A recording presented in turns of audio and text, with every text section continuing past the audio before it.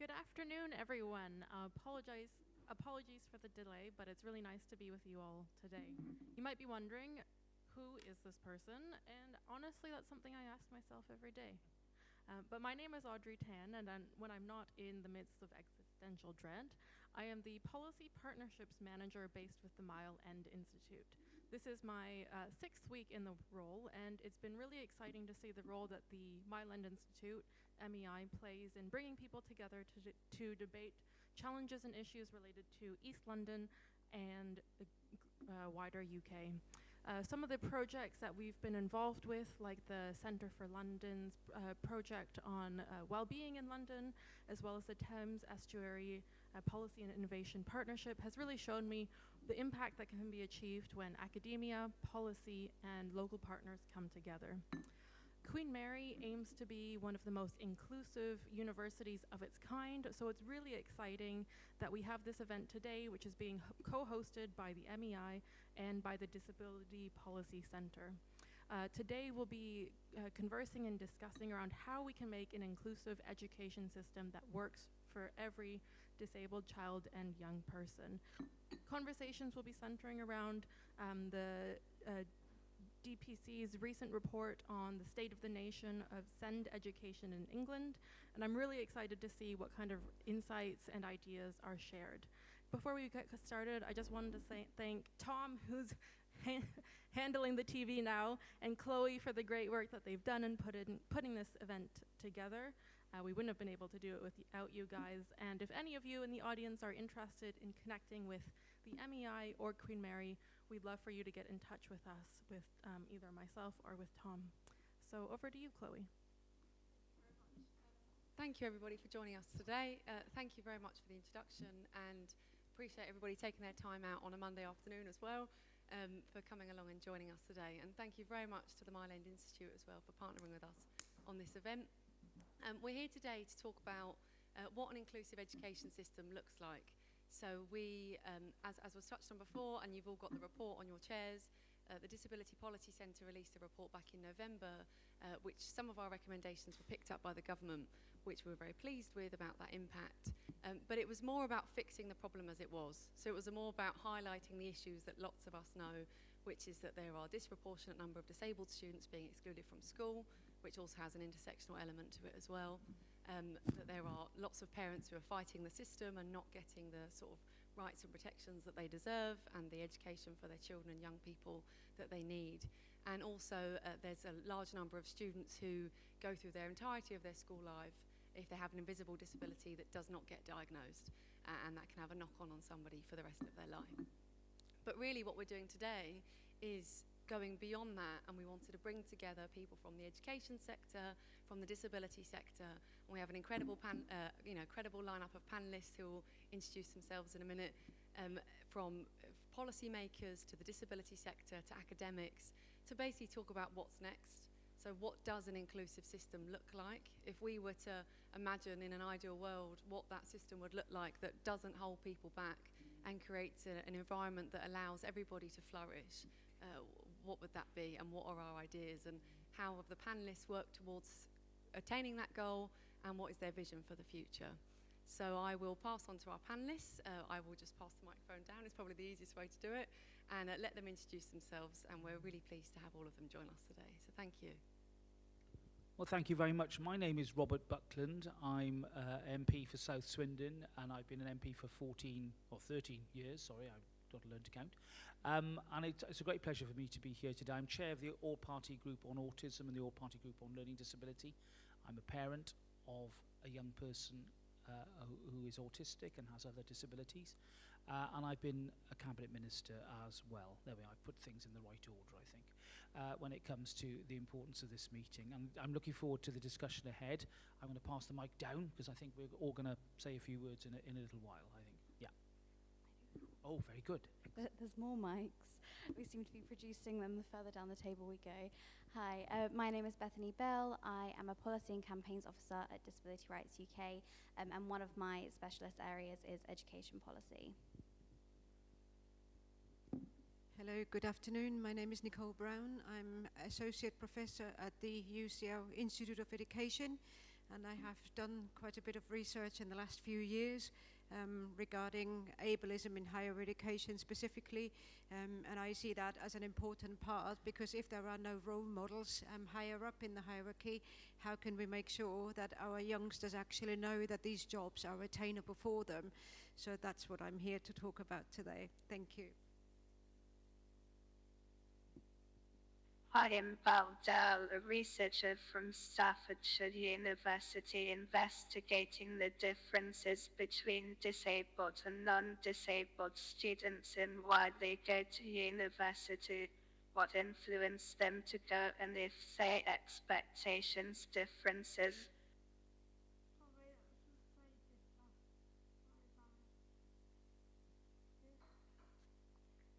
Hi, thank you for inviting me to be here. My name's Michelle Daly and I'm the Director for the Alliance for Inclusive Education.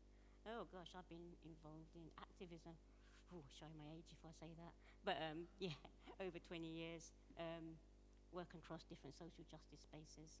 I definitely was born an activist and a good troublemaker. And you'll hear lots of stuff from me. I like to make lots of noises. Thank you all. And I think how we'll do today is we will ask each of the panelists to speak for 5 minutes about the work they've already done and their sort of vision for the future, and then we'll open up to a Q&A. And we should be wrapped up by 5 o'clock or just before 5, and we have this room until 5:30, so if people would like to stay and network and meet new connections, we'll have plenty more tea and coffee and biscuits as well. And Michelle, I think we'll start with you. So if you'd like to start on your vision for what an inclusive education system looks like. Thank you. First, let me explain who the Alliance for Inclusive Education is. I think that would help to give some context about what we do and how we work, and then I'll go into what we believe an inclusive education looks like. So the Alliance for Inclusive Education was set up in the 1990s. We're a national disabled people's organisation, campaigning network run by and for disabled people, and with support from our allies and members. Our focus, as we know, is on inclusive education, and we see that as a social justice issue. And what we believe is that inclusive education should be a right and not a struggle. We want to change in the law, and we also want to end segregated education. So we want to end the divisions between the non-disabled schools and the segregated schools, also referred to as special schools. So our approach is to use social justice frameworks, which is a social model of disability, which looks at disableism, so shifts the focus and looks at the social constructs. UNCRPD, which is Convention on Rights of Person with Disability, lived experience, intersectionality, to ensure that we don't marginalise groups. And our approach is also to use the disabled people's mantra, nothing about us without us, and don't educate, don't segregate. This is to ensure that we leave no one behind in our practice. So going on to the next bit, so I went through that really quick, I think it was essential. What do we believe an inclusive education system looks like? So we believe it's based on 7 principles, which is extremely important. So we believe that diversity enriches and strengthens all communities. All learners have different learning styles, and achievements are equally valued, respected, and celebrated. All learners are enabled to fulfill their potential, to taking into account individuals' requirements and needs. Support is guaranteed and fully resourced across the whole learning experiences. Currently, no, there is a bias towards segregated education, and so the resources are shifted. All learners need friendships and support from people of their own age. All children and young people are educated together as equals in their local communities. And last point, inclusive education is totally incompatible with segregated provisions, both within and outside mainstream schools. What we currently see is a growing segregated provisions within inside mainstream schools. That is not inclusive education. So our approach to move forward, tell me when time's up. Our approach to moving forward for true inclusive education system, we believe it requires the understanding of the benefit of inclusive education for all. One of the tools that we use is our Inclusion Now magazine, which we publish 3 times a year, reporting on good practice on inclusive education and attending events like this. So some of the people that have contributed to our magazine is Judith Human from the CRIT camp, and also Steve McQueen, who done the series of programs, and one of them he done on education. We lobby for change in legislation and policy to ensure inclusive education as a right for all. For our policy and campaign work, we're a part of writing Article 24 of the UNCRPD on inclusive education, and this was done by my predecessor, Tara Flood. More recently, we have raised concerns on the SEN and AP review and the improvement plan, and also the government strategy, this National Disability Strategy, and you'll note that this is not in line with the UNCRPD and doesn't really bring about any meaningful human rights change. And we also believe building the capacity for inclusive education movement. Our Inclusion Champion work stream, which includes Stronger Voices project, where we work with London Disabled People's Organisation on the intersections between segregated education and the link to poverty to help campaign for local policy change. And our youth project involves building the capacity of the future leaders.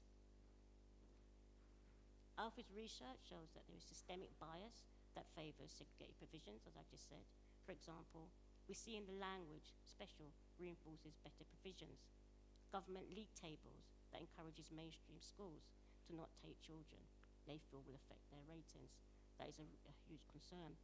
Our domestic law contradicts the UNCRPD, which our government made a promise and commitment to inclusive education. Our research and school accessibility plan found that schools were using their plans to drive disabled children away and not for their intended purpose to promote inclusion. So for any real change to happen, we believe that a commitment to inclusive education must be made as a priority issue, as part of tackling inequality and social injustice experienced by disabled people. We must keep demanding for education of all children, young people and adults as a human rights issue that does not other and does not consider disabled people as special. Thank you. Thank you, Michelle. And we'll go straight back down the table. We'll go on to Bao next. And Bao didn't say as well, she's also campaigned many years ago to change the Equality Act around taxi and private vehicle hire. So yeah, Bao, over to you. What do you think in your experience as a researcher as well, what we can do for an inclusive education system? So hi, yeah, I'm Bao. I have a multiplicity of disabilities, but I went to a comprehensive school, and I'm glad that I did. I have friends that went to a special school in inverted commas, and educationally they are the same. However, socially there is a bit of a gap, and it's such a shame. My experience at school also wasn't good, but that's a story for a different day. Right, back to why I'm here. So I'm a researcher, and these are my thoughts on what an inclusive education looks like.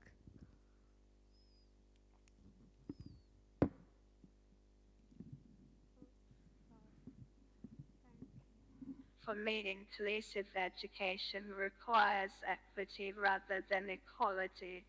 Equality means everybody has the same support, whereas equity ensures those who require additional support receive it.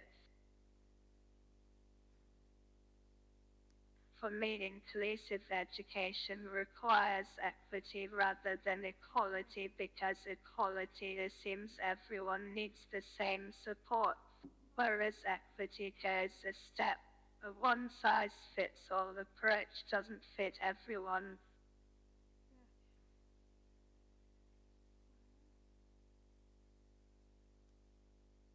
This doesn't just apply to students with disabilities, but also applies to students from other minority groups.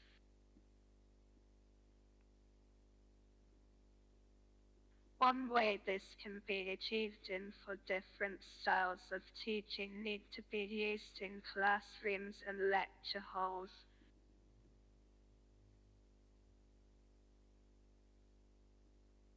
WP for specific groups has negative connotations because it can be seen as drawback to being inclusive.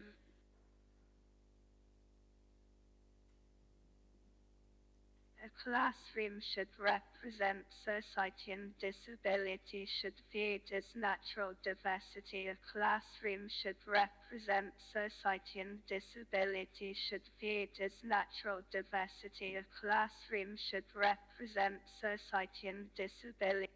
Another way of being more inclusive is clear and concise instructions.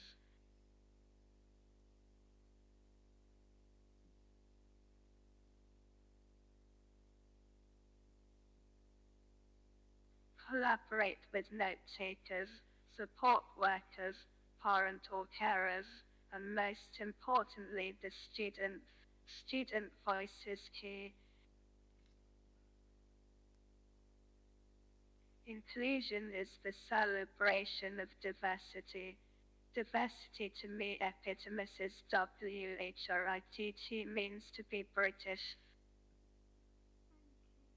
Thank you, Val. I think there's some good points there which we'll come on to, but as well as the conversation around specialist schools that we'll come on to afterwards, but also, like you said, there isn't any one-size-fits-all for education, and we live a completely different world now compared to even 20 years ago, and a completely different job market, and the education system hasn't really caught up with that, I don't think.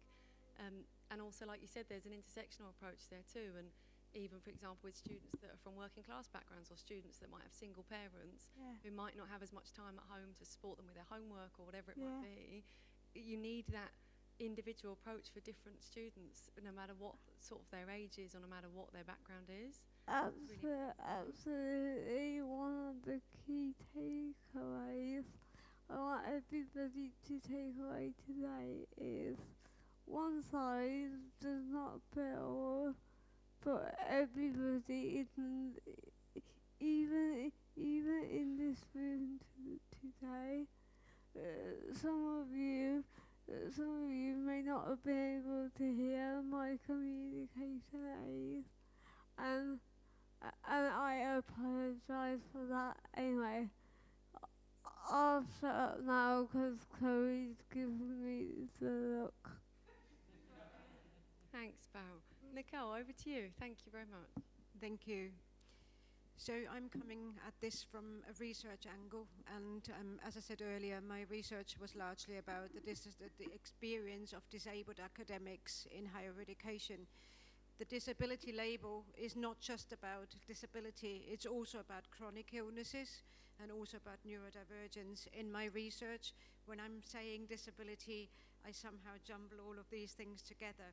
Not because I'm not valuing each person's different experience, but because I think it helps to understand that some of the barriers are actually similar, no matter whether it's a disability, a chronic illness, or a neurodivergence. And one of the things that we found is that being disabled in higher education, we see three particular trends at play. The first one is that fewer people in academia are disabled in the first place. The second one is that many disabled people drop out at different stages. And then the third level is that those that do continue are less likely to disclose their conditions and their needs. So those are the kind of three main issues that we're working with. I would like to share with you a statement that, from a research that a participant had made, because I think it encapsulates what we are up against.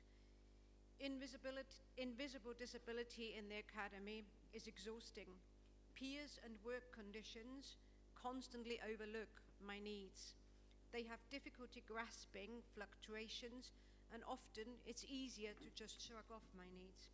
Unfortunately, that's very often the case, that people feel they can't actually say what their needs are, and they feel that they are forgotten about.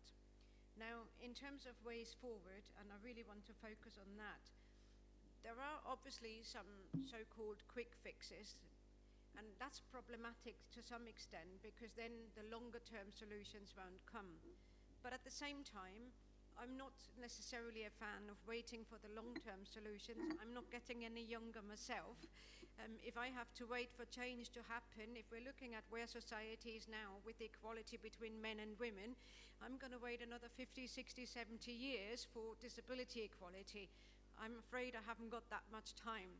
So I do think that we do need learning, which basically means we're making education as universally accessible as possible. And I know illusion, it's not illnesses. But at the same time, as long as we're able to hit as many needs as possible, then nobody will have to ask for separate accommodations, adjustments, etc. So in that regard, it's really important to allow people time to listen to individuals. That's again going back to the lived experience, and then to develop that kind of understanding and awareness and empathy. A lot of the time, it's the empathy that's really important, that we are trying to put ourselves into the shoes of somebody else with some kind of needs that we may not necessarily have ourselves. Thank you. Thank you very much, Nicole. And Bethany has very kindly stepped in to represent Disability Rights UK today, and she's here to talk about the education policy work that they've done over the years. Thank you, Bethany. Over to you. Thank you. I think what's important is that we can't look at what our vision is for an inclusive education system without looking at currently what the barriers are in the system that we have. And I think the key thing here is that although we can look at the details of the policies and the barriers that disabled children face day in, day out, and that is key, sometimes we need to take a step back and look at the context that those policies are sat in. And the only thing that we can, the only conclusion we can come to when we do that is that the UK education system is fundamentally institutionally ableist. It was never built for us, and a lack of real transformative change in that system has meant that current policy is really just trying to patch the gaping holes in a broken system. Just for some additional context, because I think sometimes this is really left out, 1970 wasn't really that long ago, although pre my time. It was 1970 that in the law, the category of being ineducatable was first removed. Up until that point, disabled children could have a medical assessment that could deem them ineducatable and therefore legally didn't require an education. And although we can recognize that, of course, the law has changed and the policies have somewhat changed since 1970, that feeling and that reality of being a lost cause for so many disabled children, that hasn't changed really at all from that time. And we see this institutional ableism, we see this idea of disabled children being a lost cause in so many education policies, whether that be SEND policy specifically, or whether that be broader education policies where we're not considering disabled children. I can't mention them all now because we could be here all day, but just some key examples. Attendance, both the way that we celebrate 100% attendance, but also the way that we criminalize parents of disabled children who can't go to school every day, the way that we approach behavioral management and exclusions guidance. Although SEND students only make up about 15% of the school population, they make up nearly half of all school exclusions. That is hugely disproportionate, especially for a group who already are struggling to access their education, are struggling to be there every day. Also, inaccessible assessments, inaccessible exams. What then happens is this kind of second key issue of lack of funding and resources. So these disabled children are already on the back foot trying to catch up, trying to access a system that wasn't built for them. And then they are not given the support that they need to try and tackle those barriers. Less than 4% of students identified as having SEND have an EHCP. And we know as well that those numbers won't be ACT diagnosis. So we know that the vast majority of disabled children aren't accessing support. Most of them don't have that legal, accountable framework of an EHCP in parents being able to fight for the support that is needed. And when we come on to that lack of accountability, so Although, of course, local authorities and education providers aren't given the resources or the funding that they need to implement this support, we know that the National Education Union estimates that there is a 2.1 billion shortfall in SEND provision. But actually, in those limited resources that we have, we then spend that fighting parents at tribunal rather than spend it in implementing support.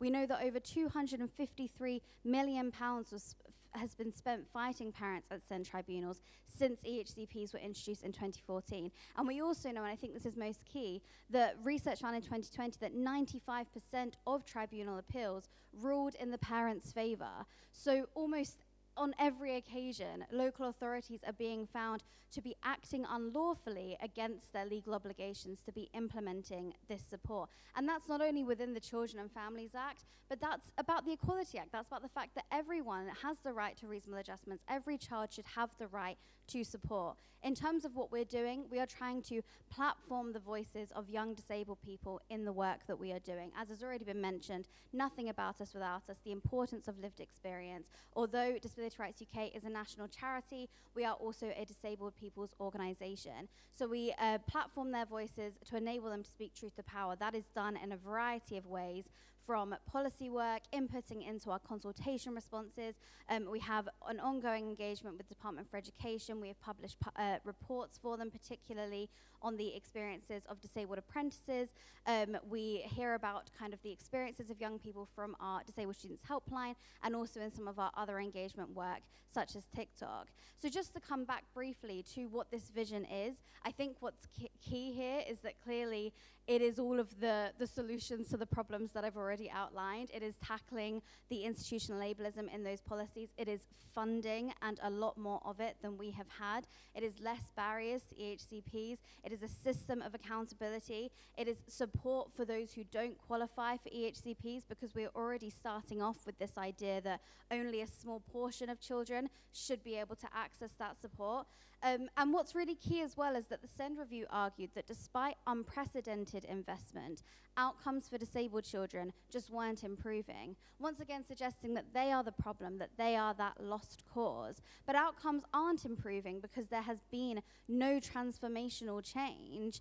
And what happens then is we're failing disabled children. They are 3 times less likely to hold any qualifications. They are less likely to get into work, more likely to leave. And most importantly, at a time when children should feel like the world is their oyster, they are made to feel like a burden and a lost cause before they've even discovered their passions and skills. And that is the opposite of what, not even an inclusive education should do. That is the opposite of what education should do, full stop.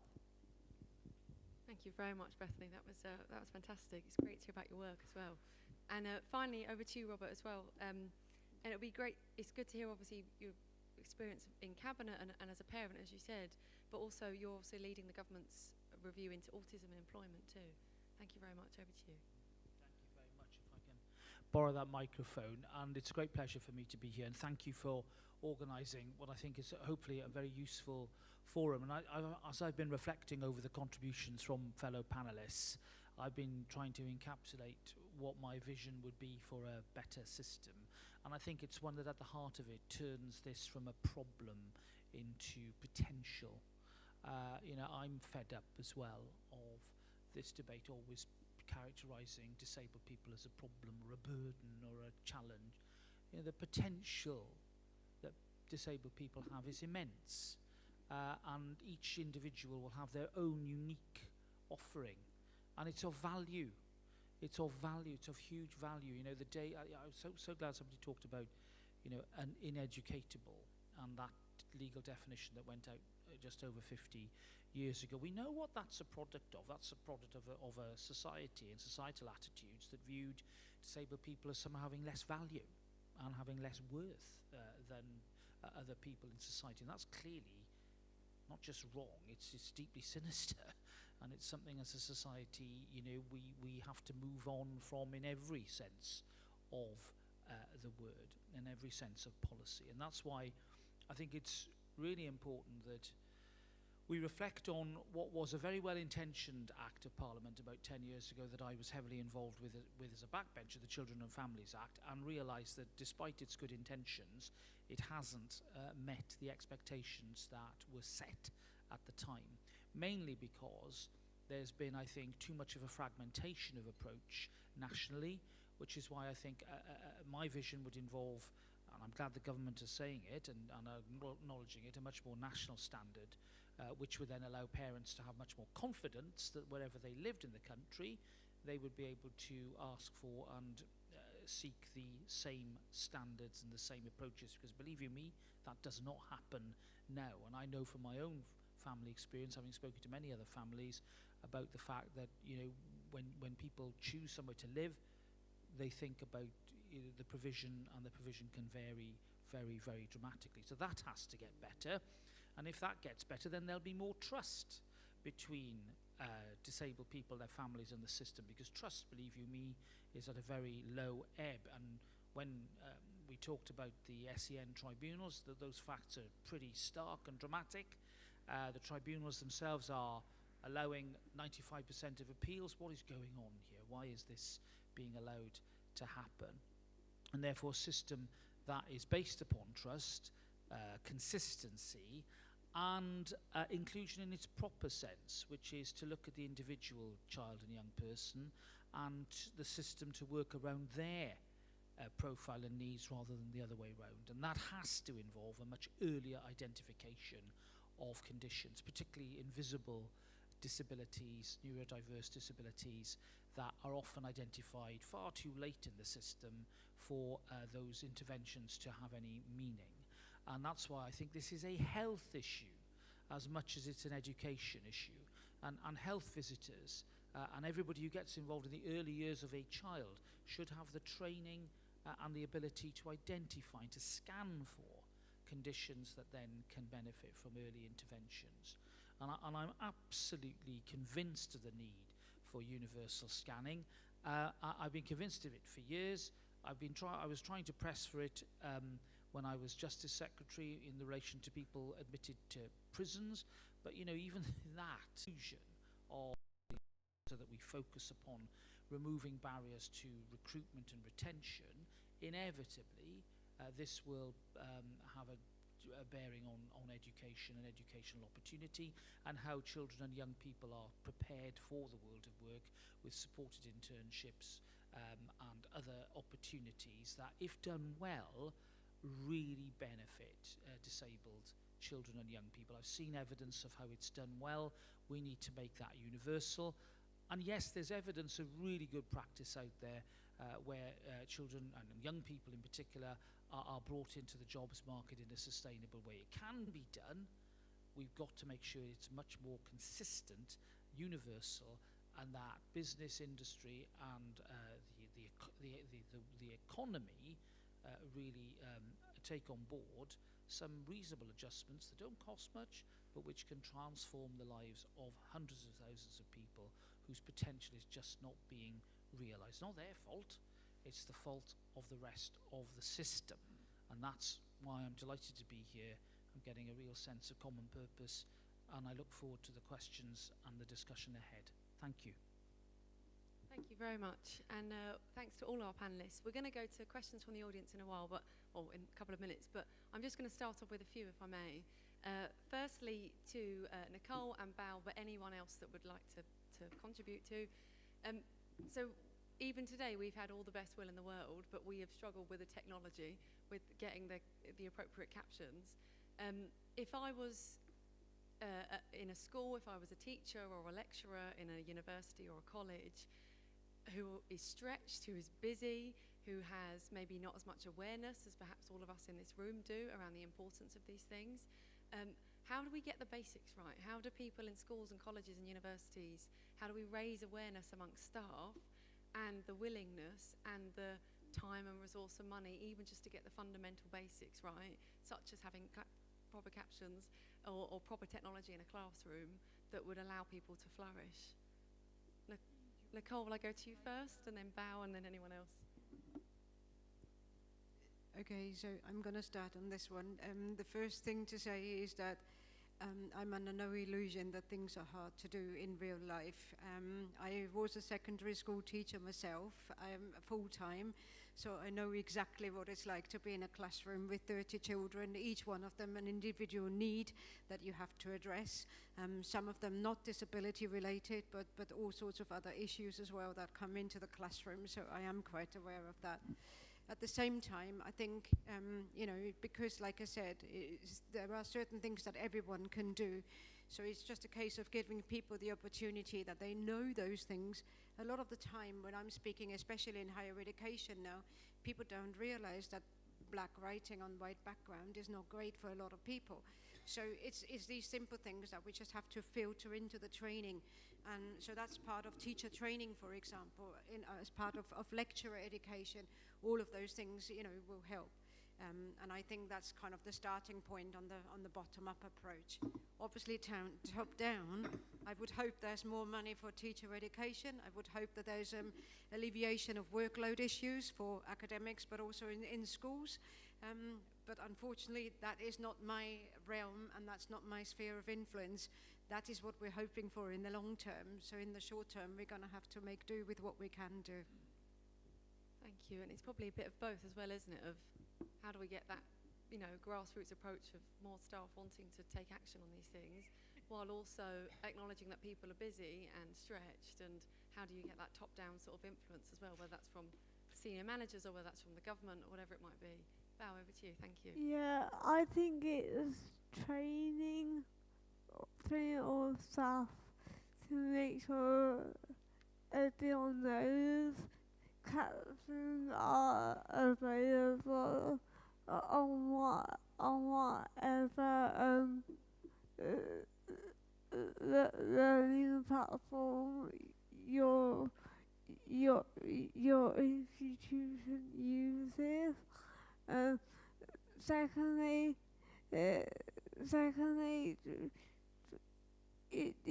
these should be used in meetings as well. I have been to so many senior management meetings, and 5 minutes in, I have gone, stop this BS right now. What are we doing? Where are your captions? Where is your accessibility? Can we amend this right now? Also, I think resources are stretched so thinly. There aren't enough staff in schools to be able to remember this as an additional thing. So yeah. Perfect. Thank you, Val. Lovely. Thank you. And I had a question for the other 3 panellists. I think it fits most appropriately with is, we've had this conversation around specialist education and mainstream education, which Michelle, you very nicely started off with, and I know the Alliance for Inclusive Education obviously have a specific stance on this too.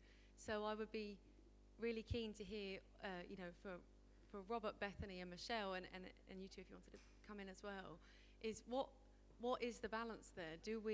What is your view on whether, parents, because I understand that of course every parent wants their child to have the best education possible, and we found in our research that the perception of how a specialist school is much better compared to other schools in a parents and carers and guardians perception. They felt that if they sent their child to either a private school or a specialist SEND provision, that they felt that their child was getting the best support that they could. But we know that necessarily the stats don't always match up with that. So, and are we letting the mainstream system off the hook? Is there suddenly become a sort of trend over the last 20 years of, we'll send our children to specialist schools, and therefore the mainstream sector almost doesn't have to be as accountable, doesn't need to be as good as it should be? Michelle, I'll be keen to hear your views on that. Thank you. Great, yeah. I think we need to remember that the argument has been won. It's been made and won when we signed the UNCRPD on Article 24. So that argument about whether we should have a the dual education system has been made, we shouldn't have it, because it's already been made that we should be working towards inclusive education. Article 24 of the UNCRPD, the UN Convention of the Rights of Persons with Disabilities, has been made. So in answering your question, what the issue is our government is not following the rules and committing to what we signed up to. And it's really interesting when you make the point, and I'm going to borrow some words from Mira Griffin, who is a professor from Leeds University, a good friend of mine as well. He said it does no favour in defining people's needs as special, because it is not about special education. And what that does is to water down our rights to education, and it implies that our education is a provision rather than we having the same human rights as anybody else. And I think what also we'll notice, there's a change in language. So a change in language, so if we go back to the 50 years ago, it was educationally subnormal. And some of us in this room would have been educated under that, I myself.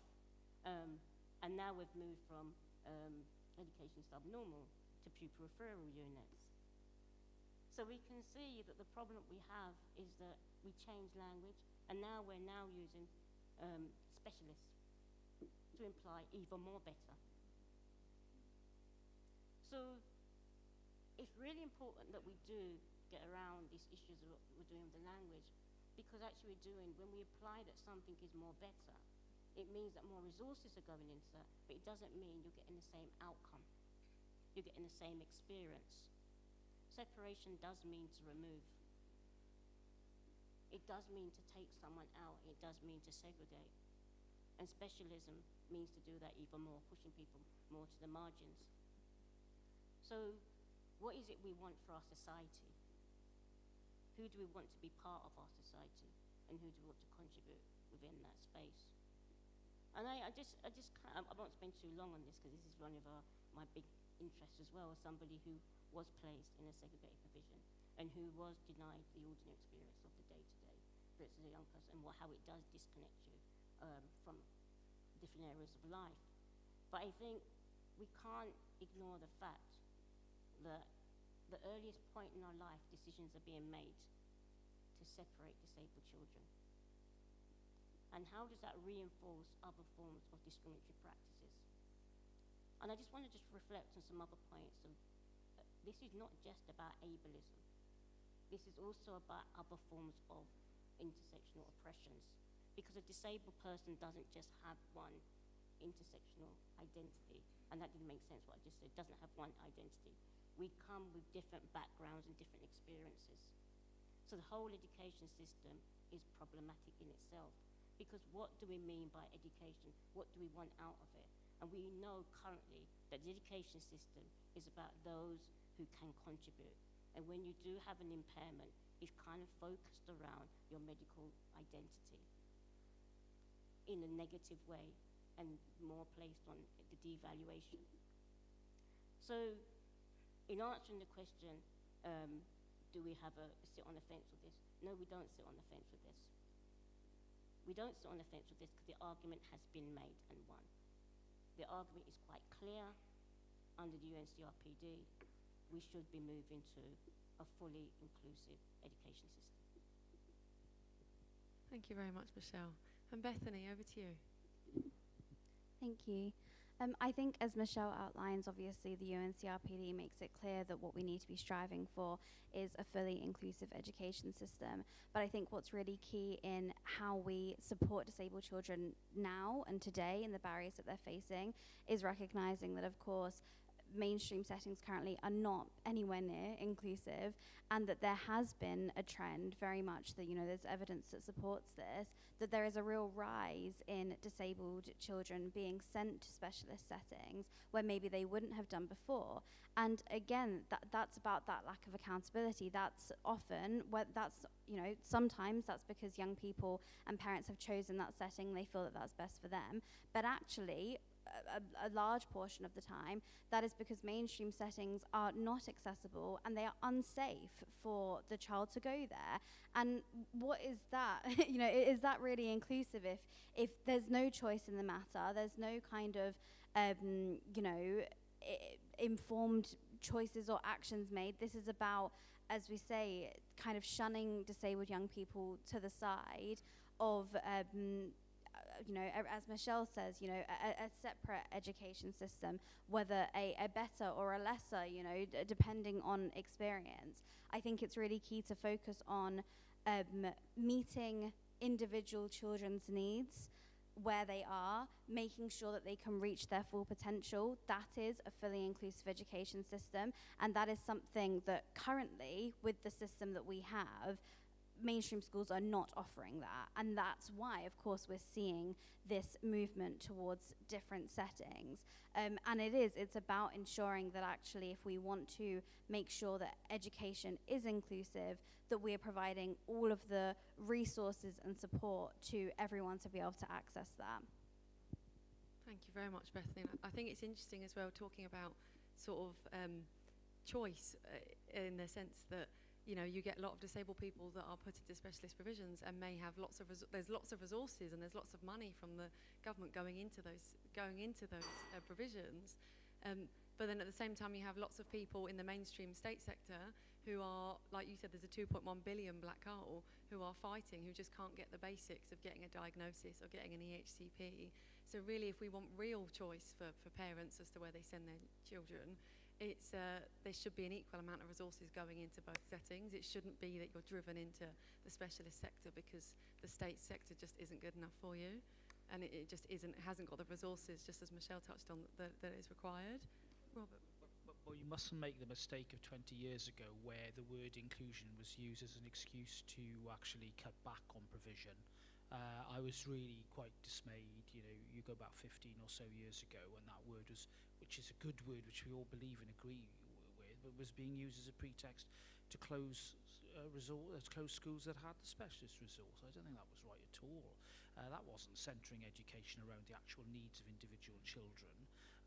You know, look, I think there will be, if we're genuinely going to have an education system that absolutely centres itself around the individual needs of children, you will have that diversity of provision, and I don't think we should make an apology about that, because there are going to be youngsters whose individual physical needs mean that a particular setting might be better for in their interests and for their education, for their outcomes. But the real issue is the disparity within mainstream about how children who are ostensibly should be treated equally are not. And I think, you know, within mainstream, we've seen examples of really good accessibility for disabled children who have enjoyed, you know, the same access to education that others around them have had. And where it works, it's a great thing, but far too often it doesn't. And I think a lot of that goes down to lack of diagnosis and a failure to identify the particular need until it's too late, or not at all, which has been the sad story for many, many people who then in adulthood find that they have a condition that is finally diagnosed. And you know, that aspect of inclusion we definitely need to improve quickly. Sorry, can I just come back to the point made by Nicola? Yeah, of course. And I think, as Ryan Francis says, a disabled journalist, that choice is a code for inequality, and it's polluted our education system. And as long as we continue to have a choice system, we will allow for other forms of oppression with other groups in society. Thank you very much, Michelle. Just before we go to questions from the audience, we have a couple from YouTube already. So Robert, do you mind if I come back to, not to put you on the spot, because I know you've never been the Secretary of State for Education, but you spoke very eloquently, like you said, around making sure that people get an early diagnosis and how important that is. What needs to change in terms of funding? Like, there clearly needs to be a big radical shift in the way that education is funded, if that's the case. Have you got any sort of views on that from your time in government? Yeah, I mean, we always do bring it back to funding, and sometimes it's too glib an answer to say that we need more money. Well, we always need more money, but we haven't got more money, and therefore what you've got to make real is using the money we have intelligently, and it just seems to me to be, you know, intelligent for the health service and the health system to do everything it can to identify at the earliest stage what the need is and what the disability might be, what the condition is, what the potential of the child is, and that can be done at an earlier stage, so that by the time we're getting to that stage of education, then we know that things are known about the particular young person or child, and that therefore the provision can be shaped much more around them. That's where we need to be. And a little bit of disagreement on the panel here. I don't have a problem with the word choice. I think it's actually very, very important. It's very empowering. What we've got to make sure is that rather than creating a system that is a one-size-fits-all, you'll have it, you like it, which I'm afraid is the corollary of of not having any choice or options. We need a system that is genuinely centred around the child, and that can only be done with the active involvement of the health service at the earliest stage. Thank you very much. I think, Bethany, we'll touch on that, and then we're going to go to questions from the audience. And there's nothing wrong. It's good to have a good debate. It's what we're here for. Sorry, I just wanted to add briefly as well. I think, obviously, it's such an excellent point about how there does need to be earlier identification, particularly when it comes to children with neurodivergences. But I just wanted to add a point to this as well, that what's really key is that we can identify all we like, and identification clearly is improving, albeit slowly, even if those children have become adults by the time they are diagnosed. But actually, you can't have that conversation without having the conversation about resources, because we know that assessments for autism and ADHD in children are currently up to 5 years, and I just wanted to kind of add that point in there, that we could put our resources into identifying far more children, as we should, but actually what do we then do for those children who are on a waiting list, waiting for their formal diagnosis, and so often waiting for formal support plans in place as well? Perfect. Thank you, Bethany. We're going to go out to the audience. I have got some from YouTube as well, but I'll go out to someone in the audience. Would anyone like to ask a further question or add on what we've already spoken on? Here we go. Perfect. Over there. This man here. We got a mic? Have indeed. You can do your Frank Sinatra impression. Can I just check, are we broadcasting this? Is this live? Yes, just we so are. On the Mile before I speak? On Mile End, have got it on their YouTube channel. Right. My name's Martin Ball. I work for NASON, National Association of Special Educational Needs. I've been involved in the charitable sector for 10 years, delivering DFE programs since the Children and Families Act came about. I just wanted to say the rise in EHCPs in 2016 was pretty much based on just more information being out there for children and young people and parents. Parents' rights improved. Therefore, there's a surge of people thinking statements no longer exist, therefore we want an EHCP. That's the answer. When actually we know EHCPs aren't always the answer for, sometimes if a school's fully inclusive, an EHCP is less of an answer. But I just want to point out, there's been so many government cuts, hasn't there? Since 2010, something like 40% of local authority cuts have happened. The Children's Family Act came along in 2014, and then we had a lot of local authority staff not trained up in EHCPs, and also the reforms, which was a bit of a mistake. And of course, because of the cuts, you had a lot of turnover, a lot of turbulence in local authorities. People at real strategic level working in SEND, departing and leaving, and a new middle management moving up, which perhaps doesn't have the skills and expertise that we would like to introduce the reforms agenda, and also just make sure that provision and spend is done correctly by the local authority. I just wondered, do you think that the SEND app implementation plan that's about to come out and the new reforms that have just been announced by DFE are going to have a notable difference to the way in which local authorities look at how they use their SEND spend in a more creative and magic way so children and young people get the best experience in life for independent living? Lovely. Thank you very much. That was, do you believe that the new SEND and alternative provision improvement plan will make a real difference and get local authorities and education sector looking at what they're doing? Michelle, I can see a smile on your face already. Michelle, would we like to go to you first, and then anybody else who would like to come in? I think the simple answer is going to be no. And I'm sure Bethany will have some points to pick up on that. And I think simply, as I've alluded to throughout the whole of my conversation, is it doesn't align to the UNCRPD. The implementation plan, some of the points that we picked up is it doesn't really, it doesn't define inclusive education, so there's no clear pathway of how it's going to be achieved. In terms of resourcing, what we spoke about, What's been the conversation? What does that look like to make it work? I guess we could spend all day speaking on this, but I'll say simply, no. Thank you, Michelle. We were pleased in terms of this report that we wrote. We said that there needed to be more done to support specialist teachers to work with mainstream teachers, as well as looking at these alternative provisions that essentially children are just being left out and nobody's monitoring them. So we were pleased that we felt that it was a step, as Bethany was saying, is sort of taking things as they are. But I'd be keen, Bethany, to hear you and Disability Rights UK sort of position on this, if you had any views so far. Yeah, definitely. I mean, I think, like most people in our sector, we were incredibly disappointed by the Send Green paper when it first came out. And also since then, kind of the lack of transformation from that initial green paper to now what is the policy paper that we see. I feel like often the concerns that people raised weren't necessarily fully heard throughout that consultation process. I think, not to sound like a stuck record, I think probably the key things I've highlighted were the things that we were most disappointed by in the Send review.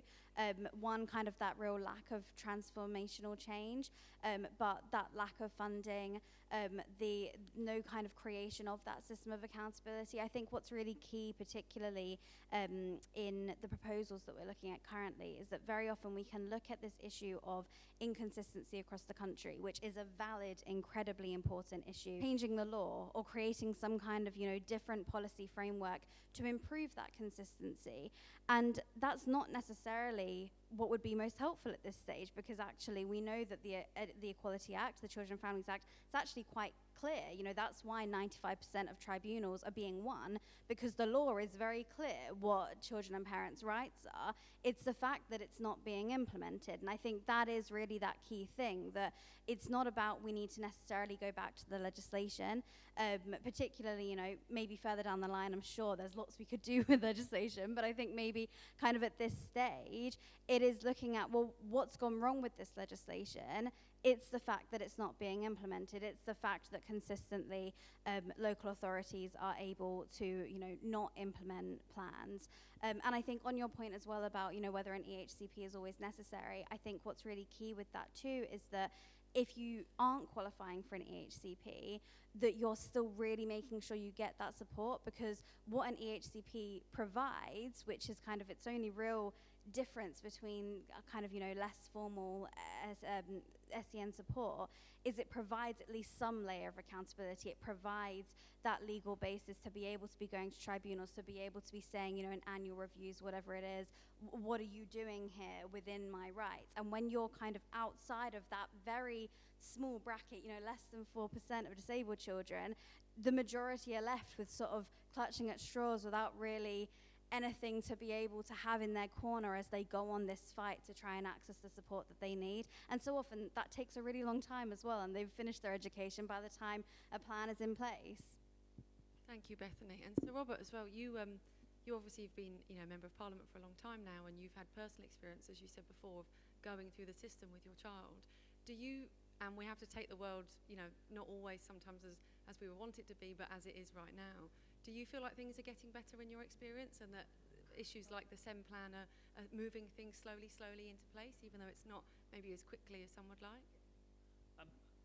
I certainly think that we can say generationally things are a lot better than they were 30 or 40 years ago, but I share the frustration that that's a slow pace, because, as has been already alluded to by the panel, we've got children who can't wait, and parents who can't wait for that change. I wouldn't say that the changes are not going to have any effect. That's clearly, I don't think, right.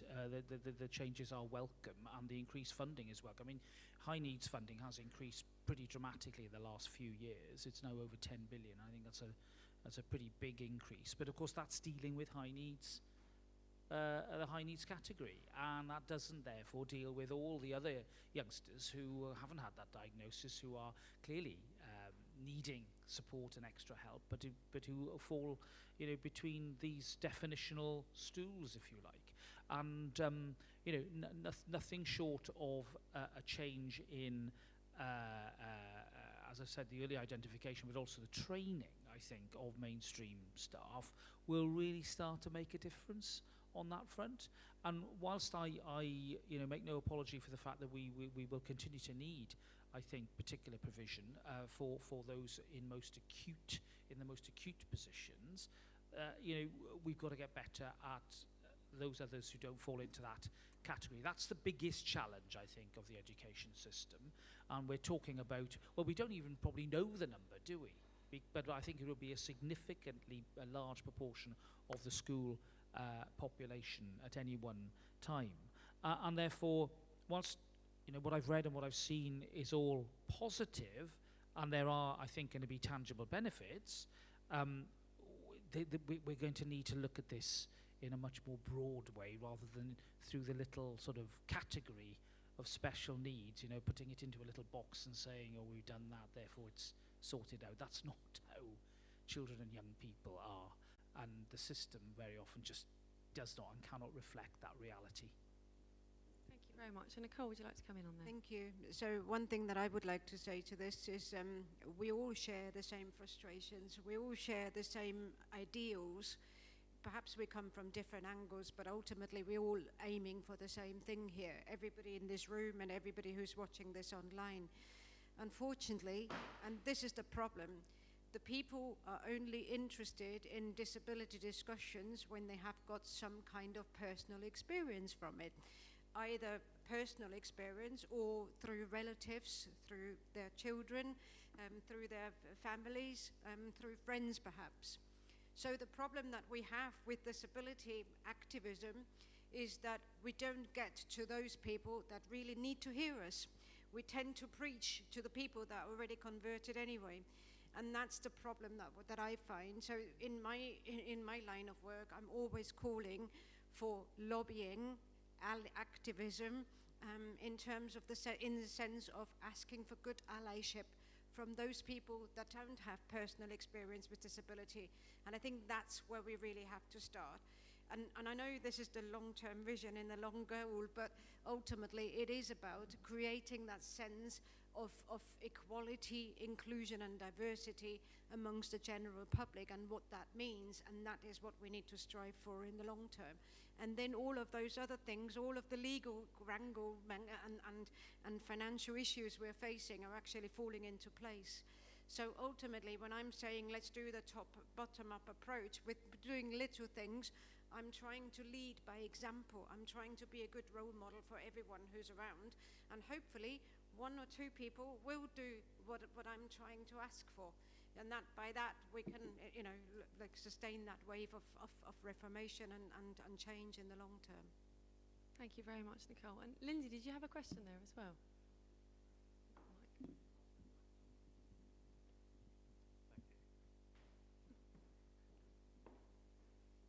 I thought that was an excellent point, Nicole, as well. Like you said, we're not just talking to ourselves or people that have got their own lived experience of some form.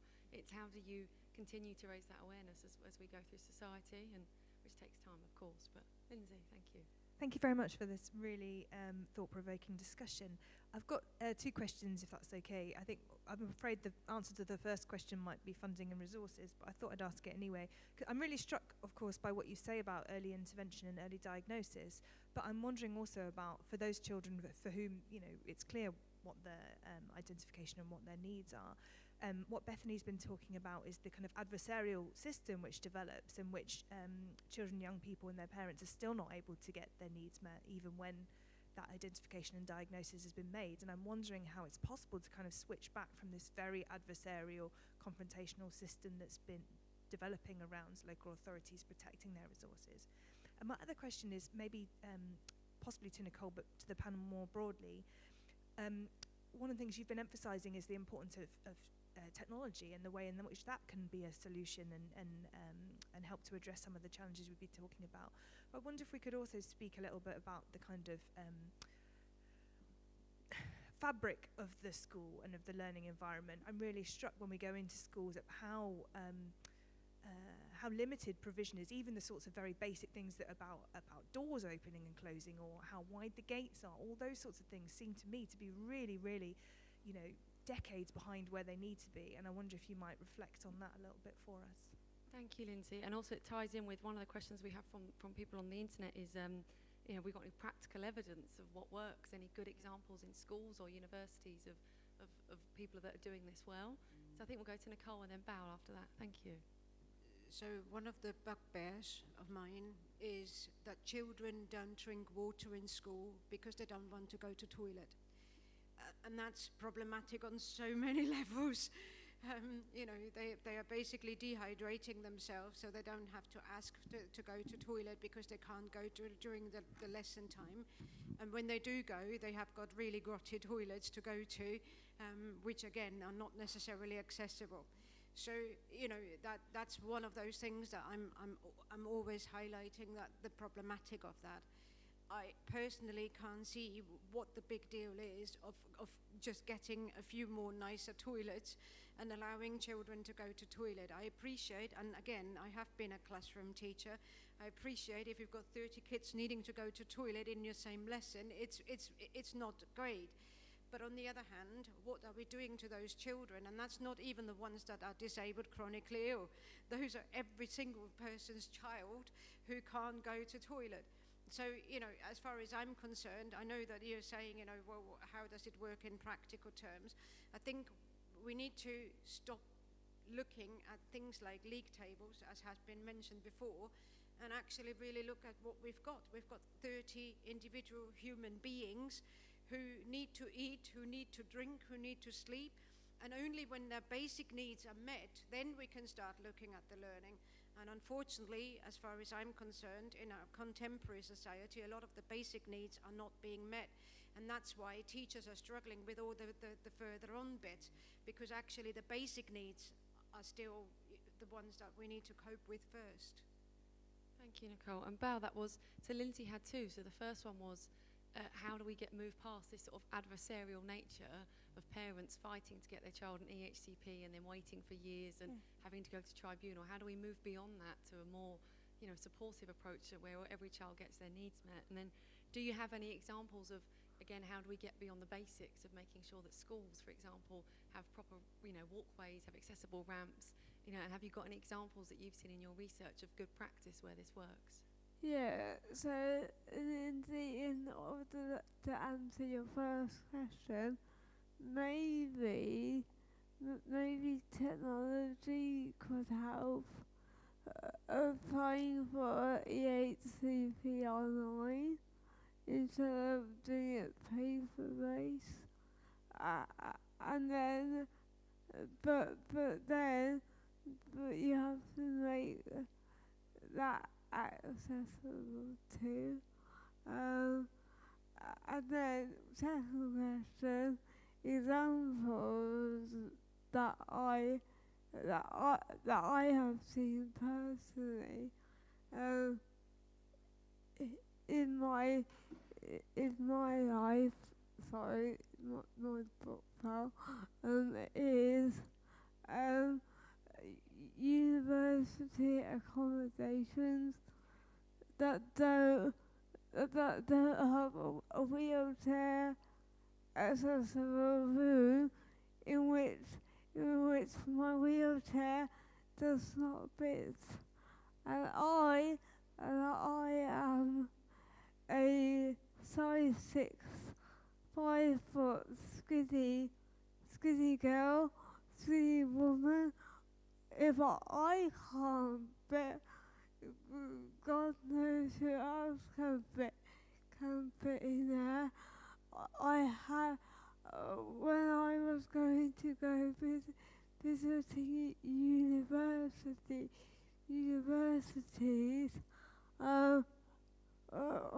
one horse major told me, I asked, my question was, where do I leave my wheelchair? Because it doesn't fit in my bedroom. He told me, his words were, leave it in the corridor. There's a plug outside your room. And I thought to myself, well, what about if I don't get on with my flatmates, or if a wheelchair goes missing, then what do I do? How do I get to my lectures? But yeah, the answer was don't go to that university. But, but yeah, there are so many examples today in 2023 of inaccessible institutions and schools, and I could be here until next year, but Chloe's given me the look again. So I better shut up. That's perfect, Belle. Thank you. And we'll go to all the panelists, for this final question. So, Michelle, how do we move beyond this adversarial system that we're in? And have you got any examples that you found in Alfie of what good looks like? Yeah, I'll answer the last bit, what good looks like. So one of the things that I did mention at the start of my presentation was the work that we do for on our Inclusion Now magazine. So we proactively look at good practice. That is something that is extremely important for Alfie. So in there's lots of good examples of inclusive schools. So when people say it doesn't exist or it doesn't happen, it can't happen, there are some really fantastic examples. I visited a school called Broomfield Primary School in North London. I hope my geography is right. And it's got a deaf teacher who actually teaches a class in the first language of BSL, and that's in a mainstream primary school. That isn't common, and we know it's not common, but it should be more common than what it is. So I think some of the issues is having more disabled teachers in the classroom. I think we definitely need more disabled teachers. We need more disabled teachers also at different levels, not just in the classroom. So as heads, as trainers, as assessors of STED and lots of different things. I think that will help address with a lot of these issues. But these issues are not just within the classroom, they're outside of the classroom. And we also spoke about the EHCP plans. How do we move forward with that? And I think it's also about what is going on in the local authority and how they view EHCP plans. Some of the concerns are we've seen reports on some local authorities think they're too costly, they think that they're golden tickets, there's lots of negative perceptions on them. There needs to be a move from that, but there's also schools need to be encouraged to take children who have EHCP plans. And the EHCP plan can also be viewed as a privilege, or it can be viewed as a negative, depending who has that plan. So I think about moving forward, we have to address some of the nuances around the issues that discriminate against disabled children and disabled children who may be labelled with certain impairments or whatever the labels may be. So there are definitely good practices out there. I urge you to look at Alfie's website and look at our Inclusion Now magazine. It's got some great examples, and definitely let's look at some of the bigger issues that are stopping our disabled children entering mainstream schools. And definitely it's not about the punishment of parents. I want to make that clear, because if I had a child who was repeatedly being refused from school, you're going to go for what is best for you. And I think we have to recognise that. But it's the system, what the system is doing, and how it is discriminating and pushing parents to make certain decisions. So. Perfect, Michelle, thank you. And so Robert, how do we move beyond this sort of adversarial system that we've got at the moment? Yeah, well, clearly the statistics of 95% success as appeal tell you that, frankly, something's going wrong somewhere. And when I was Justice Secretary with COVID, the SEN Tribunal did move largely online, and I have to say the experience was quite a good one for everybody involved, and it stayed largely online, which has actually helped a lot of families. But despite the fact I think the tribunal has been running more efficiently and more quickly, that still means delay, and it still means families having to wait for even longer before they can get access to services that their children need.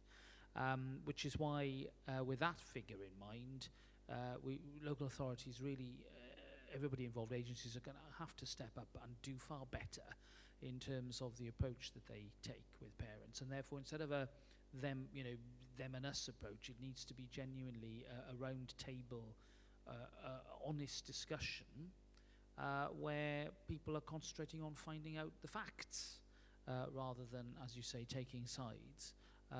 There are times in the system that an adversarial approach is necessary in order to test evidence and to achieve best evidence and to achieve justice.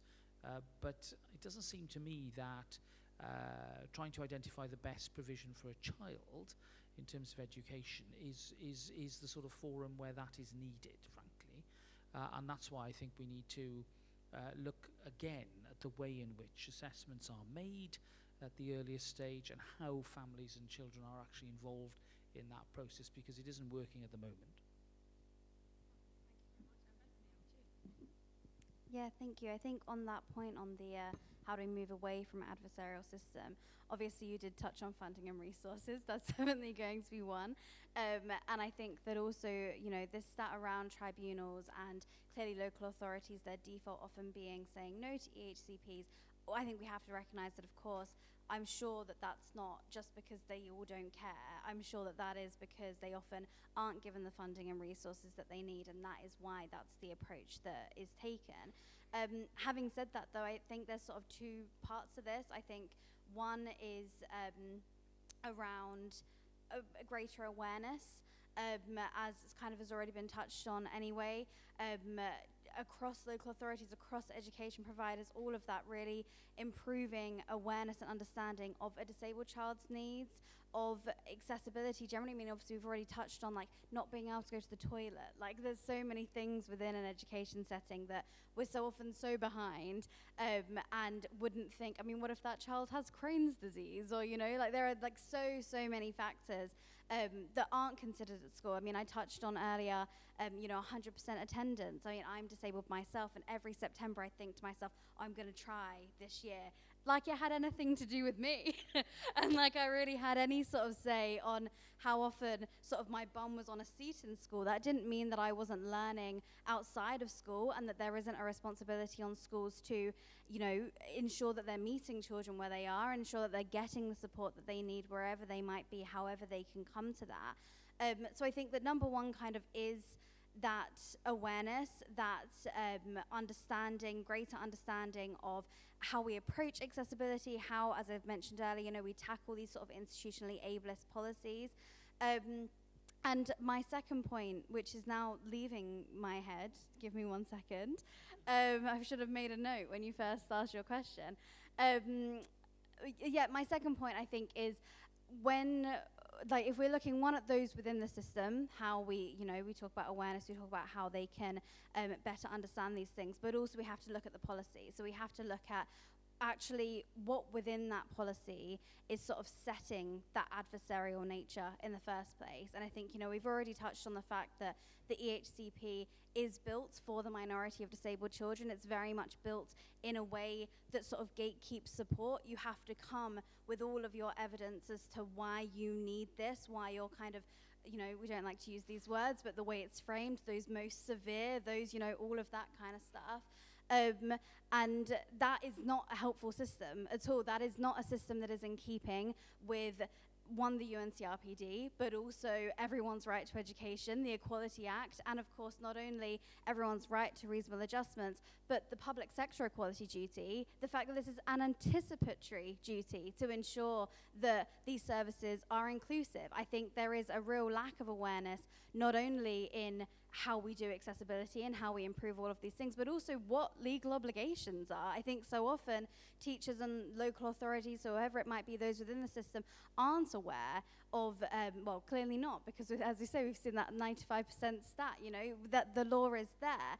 And so I think that's really key as well. And I think it's key that when we're looking at these policies, that we're not approaching it from how can we give this to the least amount of children as possible, how can we not spend as much money, how can we, put these people in boxes, as was mentioned earlier, those that kind of fall between the gulf of the two groups, but also how do we change what problem we're tackling? It's always, whenever you're doing kind of policy analysis, you're looking at what is the problem represented to be. And in all education policy, particularly, SEN policy, SEND, definitely what I saw in the SEND review when I first came to look at it, I thought, what is the problem represented to be? It's the disabled children, which exactly on the point that I made, kind of at the start of my 5 minutes earlier, that's what it's always been. It's always been about making an education system and then having disabled children as an afterthought. And when that afterthought doesn't fit within the box that you've made, which of course it doesn't, because you've not made it for them, they are then the outsiders, they are then the problem, they are then the kind of the group and the individuals that need to be molded in a way to try and jam them into that box that we've made. But the box doesn't fit. And so we need to really look at how we change that. Perfect, thank you very much. So we said we were going to finish at 5 and we're at 5:15. We have tea and coffee and biscuits, so please feel free and stay. We have the room till 5:30.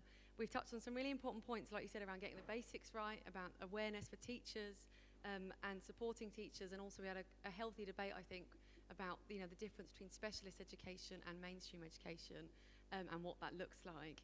I'm just going to ask all the panellists to wrap up for less than 30 seconds as to leaving here today, what is the one thing that we all think we need to do to create a more inclusive system? And I'm going to start with Sir Robert and I'm going to work my way down to Michelle. Thank you very much. Training. I'll do a cop-out. Our website, if you look on our key policy R's, you'll see the full list of all of them.